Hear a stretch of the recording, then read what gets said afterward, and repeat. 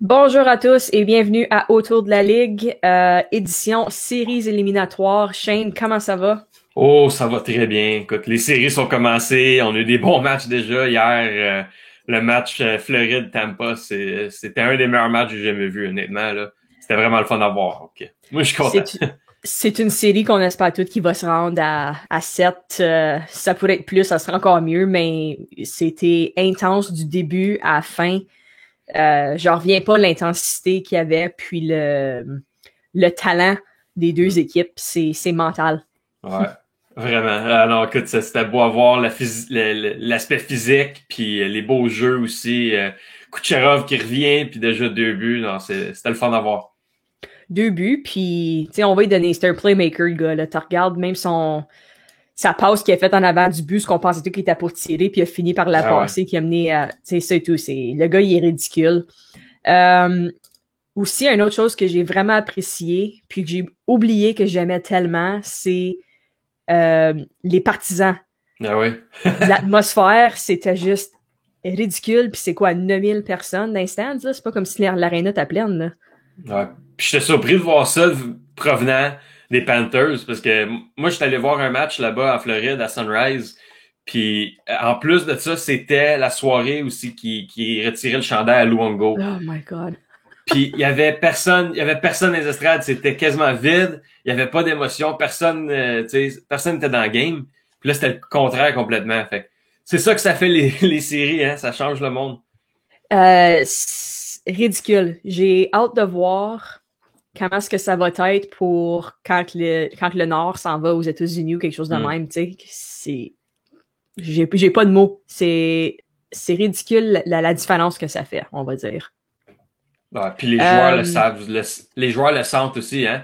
Ça rajoute une coche, puis ils veulent frapper plus fort, ils veulent faire des meilleurs jeux pour que la foule embarque, là, ça doit être le fun pour eux autres. c'est ça. Euh, donc, évidemment, le Lightning qui a gagné dans la dernière minute du jeu, on va dire, hier Hmm. soir. Braden Point qui s'est amené en échappée puis qui a gagné les devants à son équipe. On a le Lightning qui mène la série 1-0. Donc, comme on a dit au début, ça, c'est une série que, sans doute, ça sera pas un sweep, là. Ça peut aller d'un bord ou l'autre. Facilement. Puis je pense que ça va être de même pour pas mal toutes les séries, là. Avant cette game-là, ils étaient tous allés en overtime. Ouais. C'est, c'est incroyable à voir. Moi, j'aimais bien ça. La série Washington-Boston, j'ai regardé le match au complet. Ça aussi, c'était incroyable à voir. J'ai vraiment apprécié. J'ai manqué le match des Pittsburgh Islanders et celui de Vegas, Minnesota. Je sais pas si toi t'es regardé, tu peux peut-être en parler plus. Ouais, mais ça, j'étais pour commencer un peu avec les Bruins puis les Capitals. Donc, Mhm. c'est un match qui était quand même bien intéressant, mais je sais pas, je m'attendais à un petit peu plus. Si je sais que je vais tout comparer à Floride maintenant, là, Ouais. parce que les autres, c'était La comme barre la est game haute. des games, c'est ça. Ah ouais. Mais excuse. Moi, personnellement, j'ai aimé ce que j'ai vu quand même. Ça, c'est une autre série qui peut s'en aller des deux côtés. Tu sais, je trouve que le je sais pas comment je veux dire ça. L'arbitrage est un petit peu Ouais. questionnable, on va dire. C'est so-so. Non. Mais tu sais, comme je comprends que pendant la série, on cache un peu les sifflets puis que tu sais, let the game go là, mais il y a certaines affaires que c'était questionnable. Ouais, il y a des limites. Puis ce que j'apprécie pas aussi de l'arbitrage, c'est que il call pas des punitions qu'il y aurait normalement. Puis on comprend, tu sais, il Ah call pas ouais, deux bords, fait que c'est correct. C'est toujours de même dans les séries. Mais après ça, quand il call des petites affaires, que ça marche pas, là, ça reste pas, il y a pas de constance. c'est Donc, ça. ça j'ai peur un peu pour le reste des séries si ça va être de même, là. Mais le match Floride, ça, c'était un peu mieux aussi, là. Moi, j'ai aimé ça. Il y a mêlé de même. C'est sûr qu'il aurait pu caller beaucoup plus parce que c'était de l'intensité. Tu sais, s'il aurait tout callé, ça aurait été des avantages numériques tout le long de la joute, là. Ouais. Mais j'ai aimé au moins qu'ils ont laissé, je veux pas dire certaines choses aller, mais qu'ils ont laissé le jeu se développer puis faire qu'est-ce qu'il y avait à faire. Tu sais, ça donne de l'intensité, ça donne de l'atmosphère. Go for it. Si tu play off hockey, continue, là, tu sais. Est-ce que tu penses que le prochain match appartient aux Bruins ou à Washington? C'est tellement dur à dire à cause de la situation des gardiens. Là, j'avertis tout le monde, je vais revenir sur les gardiens assez souvent aujourd'hui parce que, à mon avis, c'est la clé pour la Coupe Stanley. Tu as besoin d'un gardien ou deux qui vont faire la job. Puis là, t'as Vanacek qui se blesse en première période contre les Bruins. Samsonov, on sait toujours pas qu'est-ce qui se passe avec lui. Il est sa COVID, il est pas sa COVID, on le sait pas. Fait que là, c'est rendu Craig Anderson puis Phoenix Copley, les deux gardiens. Écoute, j'aime bien Craig Anderson. Il a fait du beau travail à Ottawa, mais le gars, il a 39 ans. En 40 la semaine prochaine. C'est ça, il est plus dans son prime, c'est dans son passé. Ça fait que j'ai un peu peur, mais on regarde qu'est-ce qu'il a fait dans le dernier match. Moi, j'étais impressionné. Là. Il a fait des beaux arrêts, il a gardé l'équipe dans le game. Ça peut aller des deux côtés. Moi, honnêtement, je n'étais pas impressionné par les Bruins. J'ai pas vraiment aimé leur match. Je trouve que la première ligne, Bergeron, Marchand, Pasternak, ils ont rien fait. Non, Zéro. T'es invisible. Zéro. Ils ont rien fait pantoute. Puis je trouvais que Washington était plus intense, des gros plaquages. Si je me base sur le premier match seulement, je donne la série à Washington, mais tout pourrait balancer, là.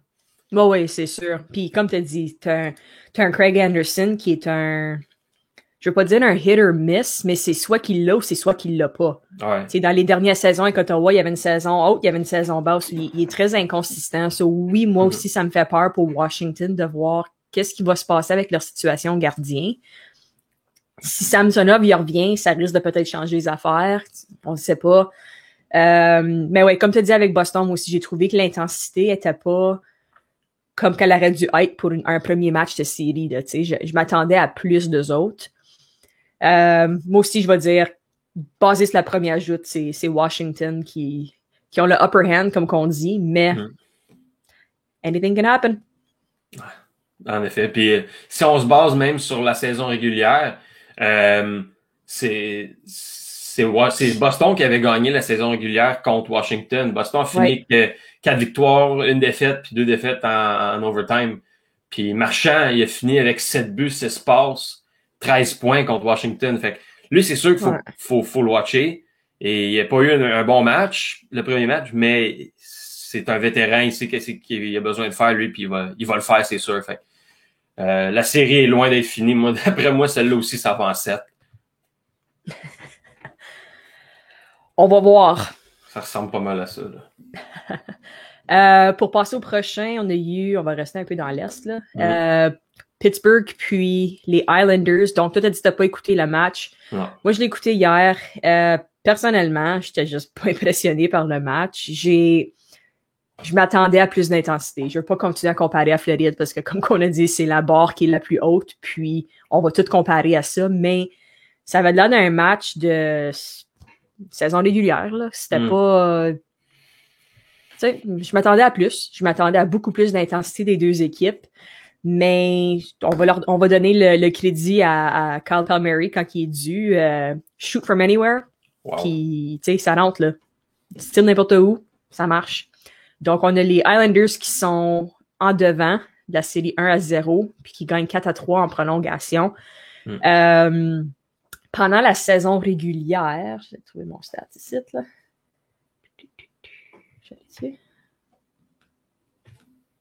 Je t'avais... OK. Ouais, j'ai hâte de voir.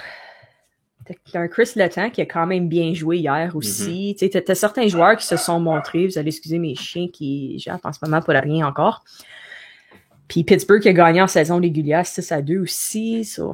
Je sais pas, ça pourrait aller des deux bords. C'est tellement dur à dire de qu'est-ce qui va se passer. Moi, écoute, je vais me répéter, puis je vais me répéter tout l'épisode. Ça revient au gardien de but. Ça revient au gardien de but. J'ai vu les buts hier, j'ai pas regardé le match, mais j'ai vu les buts. Puis, écoute, Tristan Jarry, là, c'était pas impressionnant. T'sais, c'était des tirs qui il était pas voilé. Il a juste il manquait tout, là. Fait que lui, il faut falloir qu'il se replace. Puis moi, je regarde les Islanders, ils ont 2 très bons gardiens. Varlamov, il était même pas là hier, puis ils ont gagné. c'était Sorokin, puis lui, c'est une recrue. Fait donc, écoute, la situation des gardiens, moi, je donne l'avantage aux Islanders de loin. Mais écoute, tout peut changer. Quand t'as Crosby dans ton équipe, là, tout est possible. Non, c'est sûr. Mais comme tu dis, c'était pas des tirs voilés ou à rien. Puis, je pense que c'était 3 des 4 buts. C'était tout high glove side. C'était tout à la même place. Donc, c'est sûr que tu as un avantage de ce côté-là, puis que tu vas avoir des gars, surtout à New York, qui vont être capables de prendre l'avantage de ça. Tu as Matt Barzal qui a joué un match incroyable aussi hier. Donc, eux autres, ils vont avoir des morceaux clés qui vont vraiment les pousser puis les tenir à aller. C'était quand même un effort collectif de toute l'équipe. Puis, t'as Kyle Palmieri, comme j'ai dit, qui en met 2 dans le but hier. Puis, il y en a eu 2 pendant la saison régulière avec New York, là, tu sais. C'était des unsung heroes, comme qu'on dit pendant les séries. Je pense que lui, ça va être un morceau clé. Puis, on a même Derek sur Crushing Cans aussi qui l'a prédit que ça va être un gars qui... Lui, il a dit que c'était pour être un Game 7 overtime hero, mais si ça se rend là, moi, je pense pas personnellement que la série va se rendre à 7. Moi, j'ai mis Islanders en 6. So, j'ai hâte de voir qu'est-ce qui va se passer avec celle-là et tout. C'est intéressant. Moi aussi, j'avais prédit Islanders, je me souviens combien de matchs. Mais c'est ça, c'est dur à dire pour moi parce que j'ai pas regardé le match. Là. Je peux pas vraiment dire s'il y a tellement une grosse différence. Mais point de vue gardien de but, là, l'avantage clairement aux Islanders. Ouais. La prochaine qu'on a eue, c'était aussi Vegas puis Minnesota. Ça, c'était pas que le match aussi. Honnêtement, ça, c'était, encore on va le dire, mais c'était absolument un duel de gardiens hier. Talbot puis Fleury. Fleury, il est malade. On l'a dit tout au long de la saison. C'est ridicule. Qu'est-ce que Pittsburgh ont laissé aller. Puis ils doivent se kicker dans le cul en tabarouette pour avoir fait ça. Parce que moi, c'est ça que je ferais. La game, elle aurait pu être comme 6-6 hier, facilement. Puis le fait que ça l'a fini 1-0 en prolongation pour Minnesota, j'en reviens pas. Ouais. Moi, celle-là aussi, j'ai pas vu le match, mais j'ai vu le but en prolongation et les nombreux arrêts de Marc-André Fleury. Écoute, je me répète, mais ça revient au gardien, hein? Écoute, Fleury est capable de voler des séries, il l'a déjà fait. Ça, on le sait déjà. Puis honnêtement, il pourrait le faire encore cette saison. Mais en faisant des recherches, je trouvais ça intéressant que c'est Minnesota qui a gagné la série de saison régulière contre les Golden Knights. Ils ont 5 victoires, 1 défaite, 2 défaites en overtime. Mais tout de même, c'est Mark Stone, le meilleur pointeur des 2 équipes, avec 2 buts, 8 passes pour 10 points.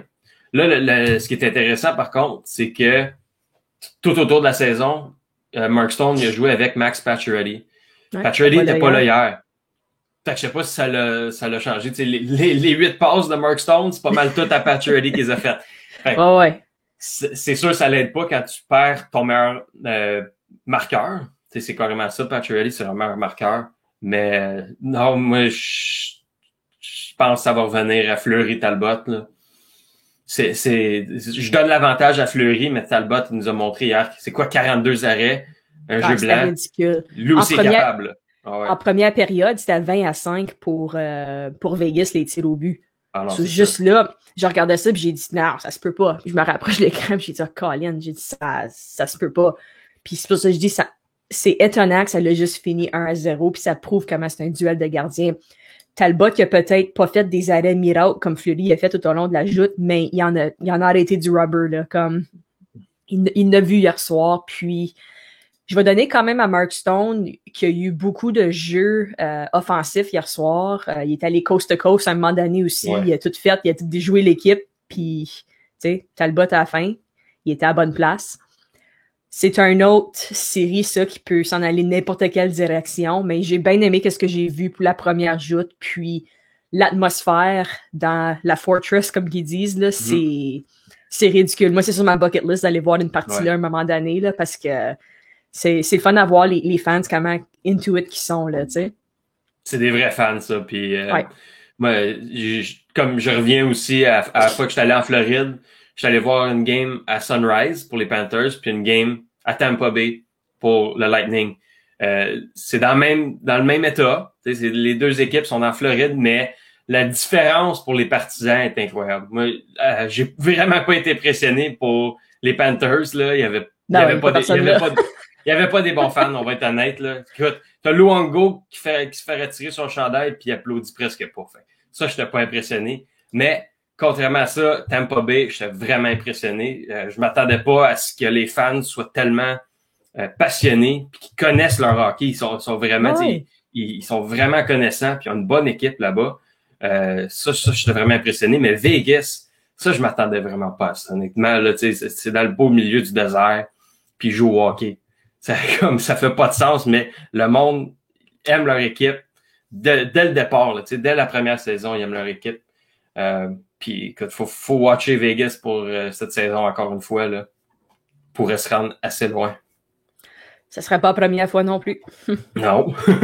C'est ça, je le dis, il leur manque eux autres comme un petit dernier kick dans le cul, comme on va dire, là. Puis je sais pas c'est quoi que ça va prendre, mais tu sais, comme si on s'en va juste en prédiction, en ce moment, on a pas mal passé à travers de tous les jeux d'en fin de semaine, là. On a une petite bracket ici pour vous autres. Donc, tu sais, moi, je regarde, on a parlé de Pittsburgh, New York, tout ça, mais je regarde Washington puis Caroline en ce moment, hein, où ce que Caroline a gagné la saison régulière 6-1. C'est con. Je veux pas me baser sur les stats parce que n'importe quoi peut arriver en prolongation ici. Pas en prolongation, en séries éliminatoires.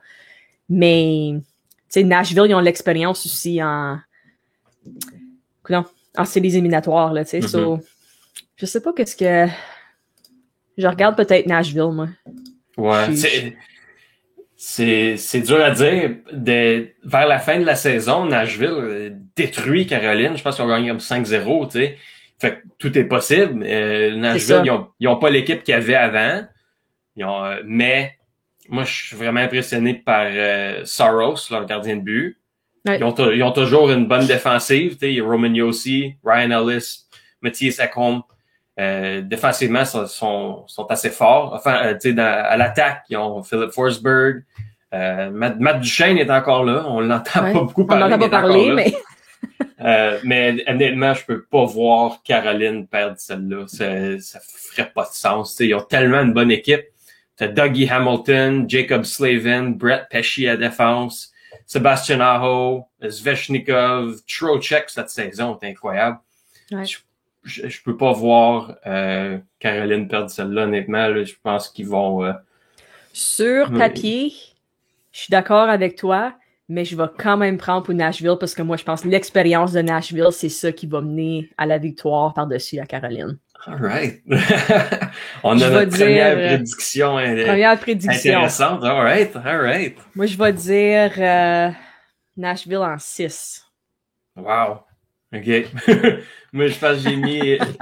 laisse-moi voir. Je pense que j'ai mis Caroline en 6. Ouais. Ah. J'y vais pour le choix sauf, mais j'ai fait d'autres prédictions qui sont assez intéressantes. On va se rendre là. On a parlé pas mal tout de l'Est, la centrale. Puis si on s'en va vers l'Ouest, il nous reste Colorado puis Saint-Louis, qui va être une série quand même intéressante parce que, comme qu'on a parlé sur plusieurs segments, Colorado, si je leur donne un timeline, c'est cette année ou l'année prochaine. Mm-hmm. Si c'est pas là, c'est jamais. Tu sais, paquet de joueurs qui vont être durs signés, qui vont se faire... Personnellement, moi, je dis c'est cette année, leur année. J'aimerais ça que ça le soit parce que c'est une équipe qui le mérite. Je trouve que c'est bien eux autres, là, dans les dernières années. Power Ranking Team, là. Ouais. Mais tu as aussi l'expérience de Saint-Louis qui savent que ça prenne pour se rendre jusqu'au bout. Je sais pas pour ces deux-là. J'ai l'impression, je veux dire que Colorado est assez fort pour juste détruire Saint-Louis, mais ils peuvent arriver pour les prendre à la légère puis Saint-Louis détruisent Colorado. Tu sais? Carrément ça. Écoute, moi, j'ai mis quand même Colorado en 4.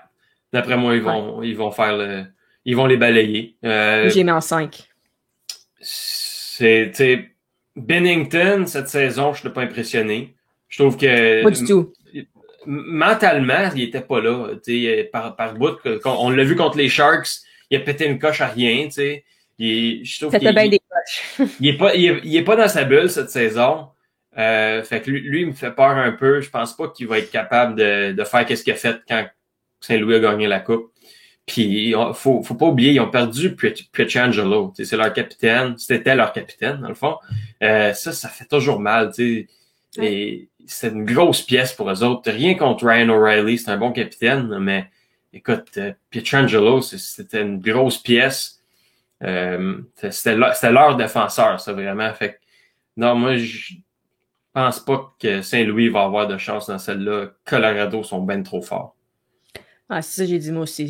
J'ai mis Colorado en 5. Je pense peut-être qu'ils vont en échapper une.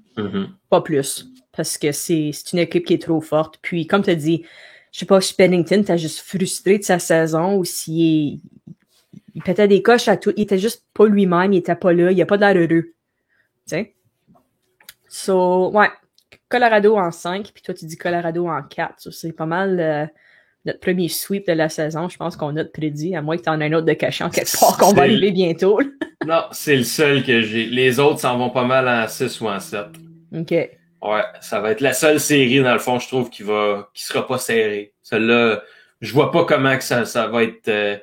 je vois pas comment que Saint-Louis peut rivaliser contre eux autres. Tu sais, c'est beau, Saint-Louis a gagné 3 matchs contre Colorado cette saison, mais quand même, Nathan McKinnon, 6 buts, 8 passes contre eux autres. T'oublies pas Rantanen, Landeskog, Makar. Tous ces joueurs-là sont en santé. Grubauer, il y a toute une saison dans les nets aussi. Fait. Ah ouais. Ils n'ont pas de chance. Faut que tu leur donnes. Ils ont eu une très bonne saison, une saison ridicule que. Écoute, moi personnellement, c'est mon.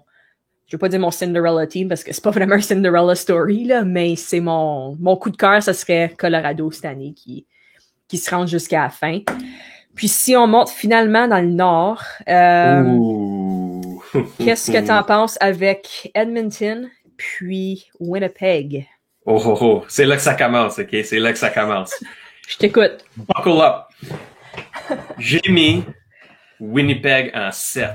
Puis je vais expliquer pourquoi. Okay. Je vais expliquer pourquoi. Edmonton, c'est une équipe à 2 joueurs. On les regarde jouer, il y a 2 joueurs sur la glace. McDavid, Draisaitl. C'est 2 des meilleurs joueurs au monde, mais c'est quand même un sport d'équipe. Tu as besoin d'une équipe avec toi. Je regarde Winnipeg, si leur attaque est en santé, à mon avis, ils ont une des meilleures attaques dans la ligue. La profondeur est incroyable. Écoute, Scheifele... Des Ehlers, des Connors, des Scheifele, des Lowry. Oh ouais. Tout. T'as Hellebuck. Pierre-Luc Dubois qui est arrivé, tu sais, puis tu reviens à Hellebuck, c'est lui qui va faire la différence. C'est lui qui va faire la différence. Il a gagné le Vezina la dernière saison, puis il y a une raison pour qu'il l'a gagné. Il est incroyable, le gars. Il est incroyable. Il peut voler une série aussi facilement que ça. Puis j'ai rien contre Mike Smith, mais ce qui me fait peur avec lui, c'est qu'il s'est blessé tellement souvent dans sa carrière, puis récemment, il est plus jeune. J'ai peur pour lui. Tu sais, une petite blessure, puis il finit, lui, puis ça va être Koskinen des buts. Écoute, si c'est Koskinen des buts, excuse-moi, mais c'est Winnipeg en 4. Là. Edmonton ne gagne pas un match avec lui dans les nets. Fait moi, c'est pour ça que j'ai mis Winnipeg en 7. S'ils sont en santé, puis ils restent en santé toute la série, je pense qu'ils sont capables de battre Edmonton. OK. Ben, c'est quoi? C'est de la logique. Si je regarde, moi, le côté d'Edmonton, les 4 joueurs qui feraient peut-être une différence pour eux autres, comme on a dit, c'est Draisaitl, McDavid. T'as Nurse aussi qui a quand même une bonne saison. Puis Mike Smith. Comme tu dis, si tu perds Mike Smith, tu perds la série. Direct là. C'est même pas une question, ça. Puis, je veux parler encore quand même d'expérience parce que oui, t'as peut-être l'expérience de te passer à la prochaine ronde ou ça, mais ils ont bien des joueurs, eux autres, de l'équipe aussi, que te rendre plus loin ou de savoir comment te rendre plus loin, c'est pas là. On se le cache pas, là. Donc, je pense que peut-être l'expérience puis la peur d'en perdre une coupe va peut-être se rendre mentalement. Puis, moi, j'avais Winnipeg en 6. Wow! OK. All right. Je m'attends... Ça, c'est intéressant. Je m'attends à des matchs quand même assez proches, mais je m'attends pas de voir Edmonton se passer à la prochaine ronde. J'ai pas ça du tout dans la tête. Ah, c'est ça, c'est sûr. McDavid, Draisaitl, ils peuvent voler des matchs, mais des gars comme Hellebuck peuvent voler des séries. C'est aussi simple que ça. C'est pas des équipes qui qui sont assez fortes défensivement. T'sais, on regarde les meilleurs défenseurs d'Edmonton, c'est des défenseurs offensifs. Nurse, c'est un défenseur offensif. Barry, c'est un défenseur offensif. Ouais. Même chose du côté de Winnipeg. Neil Pionk, c'est un défenseur offensif. Josh 100%. Morrissey aussi. Fait que, défensivement, ça c'est sûr, ça va être une série avec beaucoup de buts. On le sait déjà, ça sent bien. Mais je vais quand même donner l'avantage à Winnipeg. Je pense que c'est une équipe plus complète qu'Edmonton. 100%. Comme qu'on pourrait student bar aussi, puis les deux, on est absolument dans le champ, puis que ça soit un duel de gardiens. C'est possible. C'est possible. Anything can happen. Ah ouais. Pour ça, on aime les séries. 100%. Puis, pour conclure la dernière série, ça serait un mélange de Toronto et Montréal, qui est la série qu'on attend toutes à grand cœur. J'ai 2 prédictions. Parce que, pourquoi pas? Il n'y a pas d'excuse. Ben ouais. Moi, j'ai mis Montréal en 7, comme plusieurs personnes ont fait, parce que anything can happen. Mais j'ai fait une prédiction secrète qui était pas on air, puis je vais la faire on air pour la première fois parce que personne l'a fait. Puis j'ai rien à perdre, puis ça me tente de brasser la marde pour rien. Moi, j'ai dit Montréal en 4. Pow! Sors les balais. Écoute, si ça l'arrive, là, Toronto, ça va être Vancouver 2.0, OK? Il va y avoir des manifestations, le feu va pogner dans les rues, c'est sûr et certain. Mais moi aussi, j'ai mis Montréal en 7, puis il y a de la logique derrière ça, OK? Il y a de la logique derrière ça. Moi, à mon avis, ça se joue la première game. La première game, c'est la plus importante des 7, parce que Toronto s'en vient avec la confiance. Les autres, là, c'est l'année. On est une équipe Pee-wee. Oui, on est une équipe Pee-wee pour eux autres. Okay? Les autres qui ont l'équipe pour gagner, ils s'en vont en finale, tout est fait. Puis c'est la même chose pour les fans. T'sais, les fans de Toronto, eux autres sont confiants. Écoute, il n'y a pas un analyste à Sportsnet TSN qui a mis Canadien. Pas un. Fait que tous les analystes, ceux qui connaissent le hockey, pas un qui a mis Canadien. Puis je pense que ça va jouer à notre faveur, ça, parce que personne croit en nous, on n'a rien à perdre. C'est ça. Fait que là, les boys, les autres, s'en vont jouer au hockey, ils savent qu'est-ce qu'ils ont besoin de faire. Écoute, on a quand même battu Toronto 3 fois cette saison. C'est sûr qu'ils nous ont battus 7 fois. Oui. Mais on les a battus 3 fois pareil. Puis jamais au cours de la saison, on était en santé. Il y avait toujours au moins 1 ou 2 gars qui étaient blessés, peut-être même plus. Tandis que Toronto, ils ont toujours eu leurs gros joueurs. Toujours. Matthews, Marner, Tavares, ils ont joué toute la saison. Fait que c'était pas des match-ups égales, on va dire. Il nous manquait des gros joueurs quand même. Mais là, tout le monde va être en santé. Tout le monde va être là. D'après moi, c'est là que ça se joue. Tu regardes aussi, mettons, si on compare la première joute qu'on a eue cette année, qui était contre Toronto, où ce qu'on peut dire que les deux équipes étaient 100% en santé, là. On a gagné. Qui était pas mal la seule. Oui. On a gagné. Tu sais? Ouais. So, n'importe quoi peut arriver. On a Carey Price qui revient en santé. T'as Brandon Gallagher qui revient. Philippe Danault revient. T'as Tatar qui a repogné une coupe de match. Il va revenir dans la zone. T'as Byron qui est revenu. T'as Shea Weber qui est probablement dans la pratique cette semaine, qui a commencé à patiner, prendre des shots.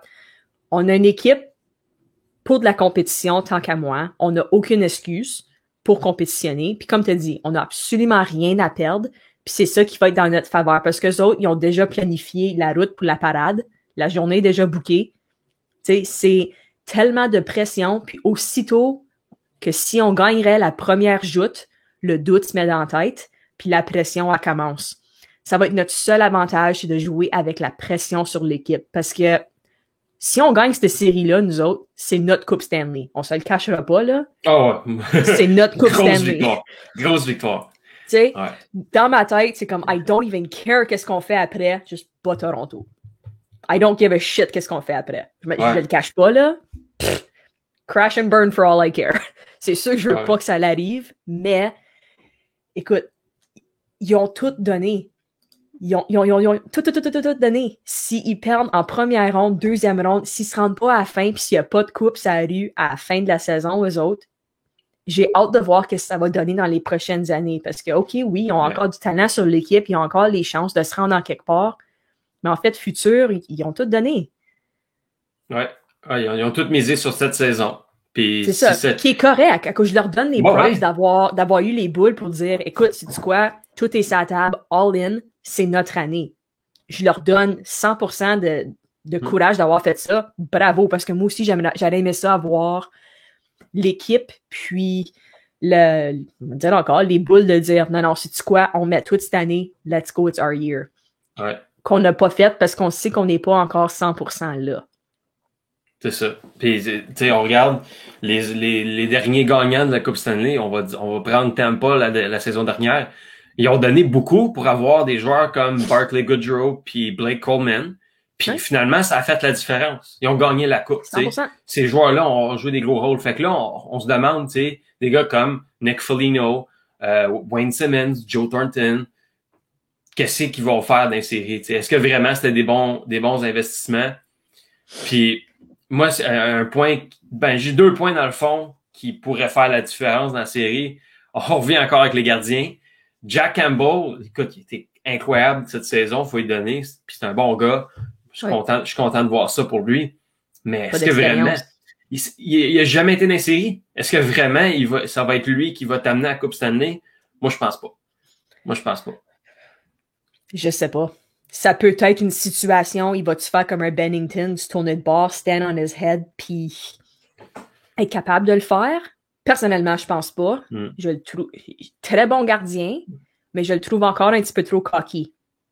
Je pense pas qu'il est là, en fait, mentalement encore. Puis là, tu regardes un gars comme Frederick Anderson, où ce que, oui, c'est leur number one, mais est-ce que mentalement, il est leur number one? Pas du tout. Il est pas là. So, oui, ça va être un backup. Tu sais, tu leur donnes ça. Mais j'ai hâte de voir si, comme un gros mettons, là, que tu as Montréal qui mène 2-0 dans les séries. Tu restes-tu avec Jack Campbell ou tu t'en vas avec ton expérience, tu t'en vas avec Anderson? C'est sûr qu'il faudrait qu'il change de quoi. Moi, 100%, il faudrait qu'il mette Freddie Anderson, même s'il est pas prêt. Écoute, on l'a vu dans la Ligue américaine, là. Ça n'a pas été beau pour lui. Non, un goaler numéro 1 de la LNH qui se fait ramasser dans la Ligue américaine, c'est quelque chose. Fait et d'après moi, il n'avait pas le choix d'aller avec Jack Campbell, mais je suis pas confiant pour lui. Il donne trop de rebonds, il est pas assez alerte, à mon avis. J'écoute souvent à RDS, là, Marc Denis, c'est un ancien gardien de but, puis il fait remarquer souvent, Jack Campbell, il est pas tout là. Il manque un peu d'expérience, il manque un peu de flair que Carey Price a. Lui, il a de l'expérience en série, puis c'est là qu'il est à son meilleur. C'est que d'un gros moment, c'est là que Price il était imbattable. C'est comme tu as dit, c'est un gardien qui peut te voler une série. Oui. Tu sais, moi je pense encore, c'est comme on a dit, c'est l'expérience de Jack Campbell qui va manquer, qui va peut-être nuire, ou on est peut-être complètement dans le champ, puis ça va être un Bennington de quelques années passées qui va just gonna stand on his head comme il a fait contre nous autres toute la saison. Mais je pense pas mentalement puis expérience qui est là. Je suis contente de voir que Carey Price va être revenu, puis j'écoutais ses entrevues qu'il a faites en fin de semaine, puis il est dans sa zone, le gars. Là. Il est 100% revenu dans sa zone, puis j'ai bien aimé ce qu'il a dit de... Ça m'a pris une pause physiquement puis mentalement. So, tu sais que mentalement, he's in the clear. Puis quand t'as un Carey Price qui est mentalement clairé, là... Oublie ça. Je veux pas dire he's gonna stand on his head puis qu'il va nous voler une série, mais ça va être quelqu'un qui va faire une grosse différence, ça c'est garanti. Ouais, c'est sûr. Puis, je veux juste toucher au deuxième point que je parlais, qui d'après moi peut faire la différence, c'est l'aspect physique. On regarde le match Panthers Tampa hier, les deux équipes, ça se frappait sans arrêt, tu sais. Il n'y avait pas une équipe qui frappait plus, c'était égal. Les deux, ils se rentraient dedans. Puis, je pense que c'est ça qu'il va falloir faire contre Toronto, c'est vraiment, faut le dire, il faut massacrer leurs vedettes. Tu sais, Weber, moi, je me souviens toujours, le premier match, là, Matthews devant le but, Weber, dans le dos. Tu sais, c'est beau, c'était un peu beaucoup. Mais un peu excessif, mais... C'était quand même limite. Tu sais, il est pas allé overboard. Tu vois ça partout. Ah ouais. Tout le monde, tous les défenseurs, ils le font. comme, je veux pas couper ce que tu vas dire, mais je veux dire, ça va être un avantage d'être capable d'être un petit peu plus physique. Peut-être que les sifflets vont être cachés un petit peu plus, mais j'ai bien hâte de voir comment il va aller chialer, qui se fait toucher encore, là, parce que faudrait pas le toucher, tu sais. Ouais. Non, Je te laisse continuer. c'est ça qu'il faut qu'on fasse pour avoir un avantage, justement, parce que, point de vue talent, oublie ça, l'avantage va à Toronto. On s'entend 100%. tous, là. Mais, si vraiment on est capable de leur faire mal, légalement, on dit pas, tu sais, va le ramasser open ice, coup d'en face. Non. Légalement, tu sais, devant le but, des petits coups de bâton, OK, cross-check dans le dos, joue dans leur tête, puis fais leur mal un petit peu, fais leur payer. Tu veux venir devant notre but, OK, tu vas manger une solide taloche. Là. Fait que c'est cet aspect-là, je trouve que nos défenseurs, surtout, il faut vraiment qu'ils soient focus là-dedans. Puis on a des gros défenseurs. C'est ça qu'on a. 100%. Cette année, là, on a la plus grosse défensive de notre histoire que je me souviens. Là, j'ai jamais vu une défensive aussi grosse des Canadiens de Montréal. Fait que des gars comme Chirot, Edmondson, Weber, tous ces gars-là. Romanov. Romanov. Faut qu'ils leur fassent mal. Puis un gars que j'aimerais voir en donner plus de ce côté-là, c'est Kulak. Moi, Kulak, je trouve récemment, il s'est vraiment amélioré. Dans Bulle, la saison dernière, à mon avis, c'était un des meilleurs défenseurs de l'équipe. On sait qu'est-ce qu'il est capable de faire pour bouger la rondelle, tout ça.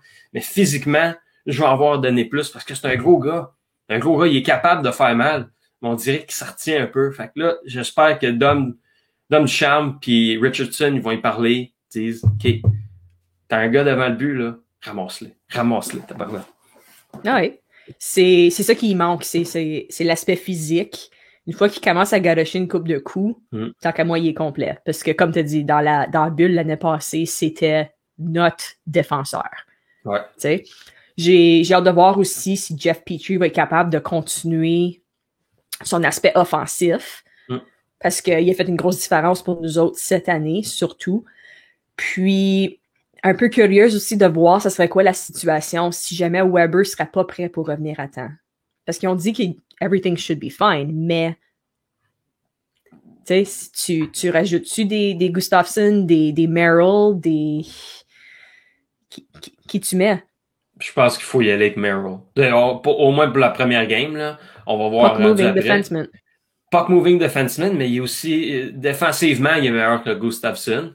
Puis c'est ça qu'on va avoir besoin. Il est plus gros, il est plus physique. Puis moi, il y a de l'expérience. Il est avec Vegas pour une coupe d'années. Fait qu'il est allé en finale de la Coupe Stanley, lui. Non, moi j'irais avec Merrill si Weber n'est pas là. Mais j'espère vraiment que Weber revient. T'sais, c'est beau, c'était pas sa meilleure saison, mais c'est quand même le capitaine. C'est notre quarterback ton leadership. Sur le jeu de puissance. On a tellement besoin de lui. Fait j'espère vraiment qu'il revient en force. Puis oublie pas, c'était peut-être pas sa meilleure saison parce qu'il était blessé aussi. T'sais? Donc, un Weber en santé, difference maker encore. C'est comme un Carey Price en santé.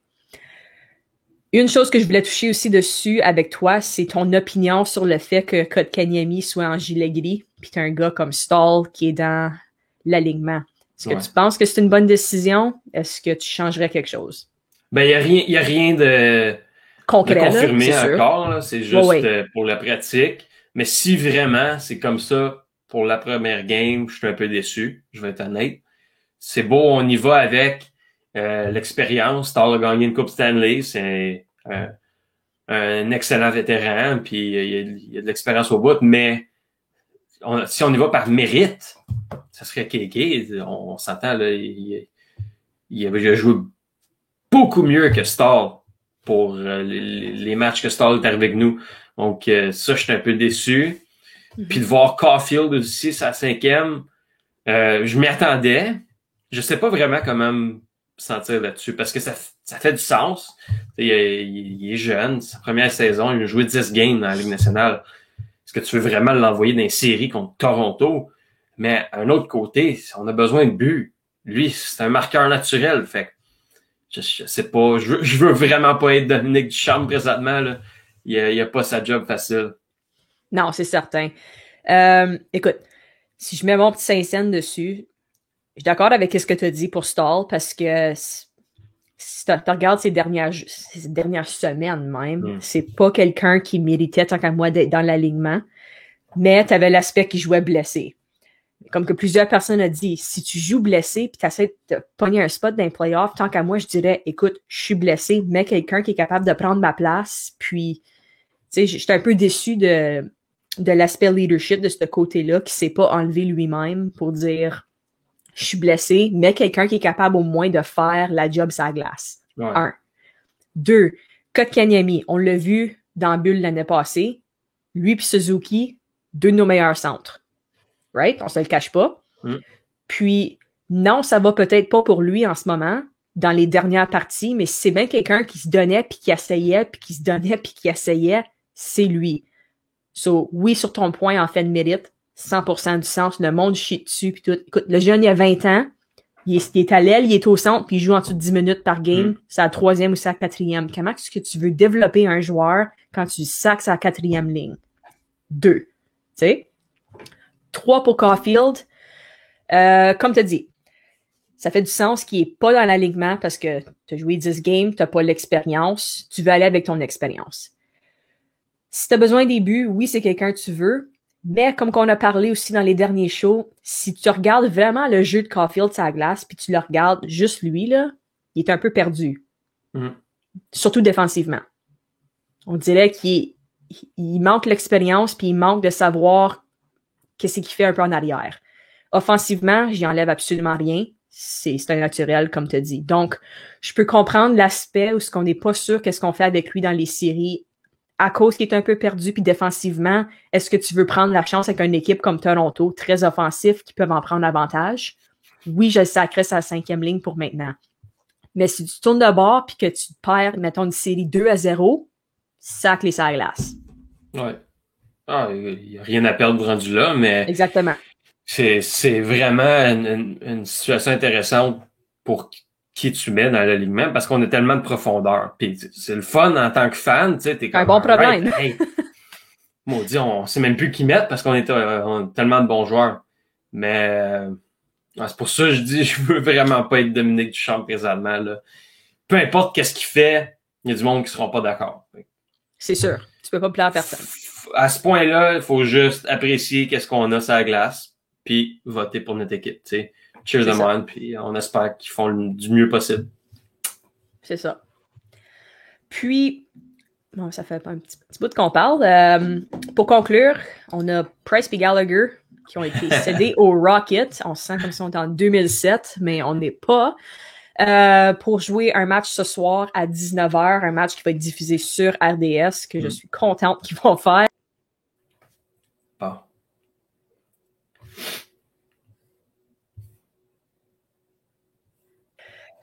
Bon, ça fait la 2e fois que ça arrive en 2 semaines, c'est pas pire. Donc, comme que je disais, Price et Gallagher au Rocket à 19h. Price qui est supposé jouer la moitié d'une joute. Pas la pleine partie, mais ça va faire du bien au moins de voir les gars être capables de se remettre un peu dans le game mode. Puis, on espère qu'il n'y a rien de grave qui arrive, que tout va bien, parce que ça fait peur un peu, mais... Oh, je pense moins de correct. Je pense que ça va bien au moins ça rentrer un peu dans l'aspect de la game, là, puis je regarde un peu aussi l'opportunité, tu regardes Harvey Pinard qui a signé son entry level, qui a peut-être la chance de jouer avec Gallagher ce soir, donc tu sais, un rêve pour lui, puis ça te donne un petit preview dans le futur, donc j'ai très hâte de voir ça ce soir.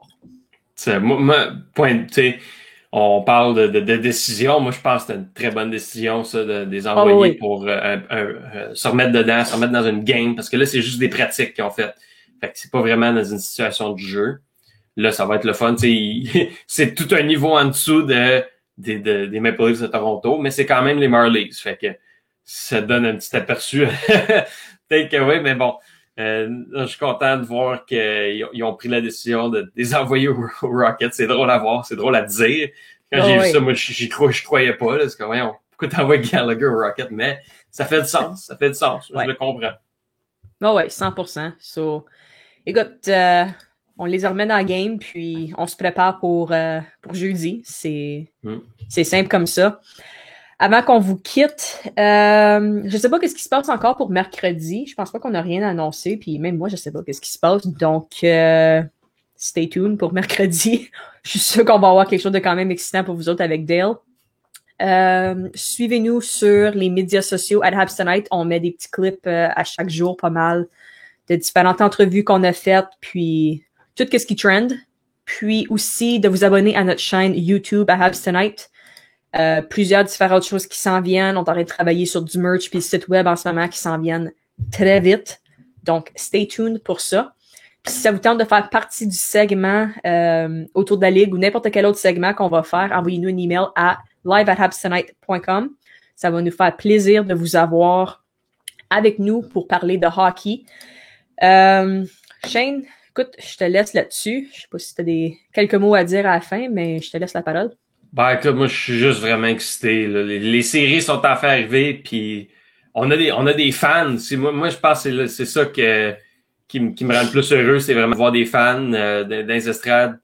C'est sûr que ça sera pas le cas pour nous autres au Canada, mais bon, on peut quand même apprécier ce que les équipes aux États-Unis font présentement. C'est cool à voir.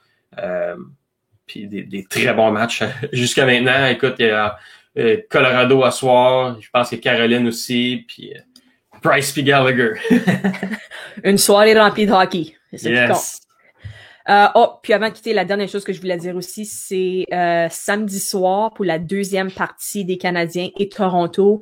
La gang de Crushing Cans vont faire un live stream comme qu'on a fait quelques semaines passées. Donc, pognez-vous une drink, joignez-vous à nous, puis on va être live à partir de 7h. Je pense que la partie est à 7h.